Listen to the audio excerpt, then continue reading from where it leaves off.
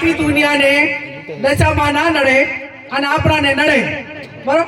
એટલે આ દશામાનાથી વર્તો કરીને ઘરેથી દશા બેહાડવાની પ્રથા છે એ કોઈ પણ બેન દીકરીએ દશામાના વર્ત હવે કરવાના નહીં.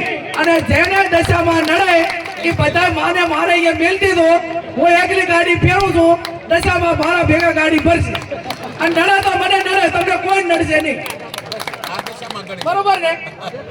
પછી આ ભુવાનું ને એનું રહ્યું ને એ કટુર મારું છે, પણ મહેરબાની કરીને કોઈ ભુવામાં ફસાતા નહીં.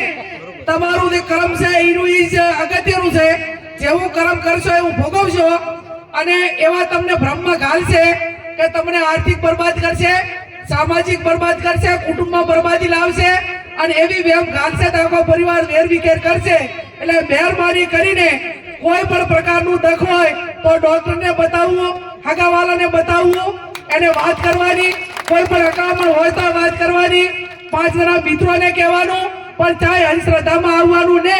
અને ભોપા જો આખા દેહનું બધું મટાડી દેતા હોય તો હું કેશોદી આ સાહેબ બે તમે કોઈ ભોપાની બાધા રાખા અને અમે તમારે અહીંયા કોઈ પણ કામ ના કરા અને ચૂંટણીમાં ફોર્મ ભરા દીધા તો ભોપો હાસો તો અમે ભોપા લઈને બેહી રહ્યા ને ભાઈ. તો સવારે 5 વાગે ઉઠીને રાતે વગાતા સુધી બાધામાં શેર છૂટ લઈને ફરવાનું કોઈ કારણ કરો તો ભાઈ ભોપો દીધાડી દે. એટલે ચાહે ભોપાની વાતરી જે ભોપા હોય માફ કરે, નકર પછી પેલો આપણો ના નડે ભાઈ, બરોબર? એટલે આ માત્ર ભ્રમો છે, માત્ર કમાણી અને સાધન છે, ટોકા રસ્તા છે. લોકોની માનસિકતા એની સમજણ કેટલી છે, એની મગજની કેપેસિટી કેટલી છે એ નક્કી કરીને ભ્રમમાં ગાલતા હોય છે.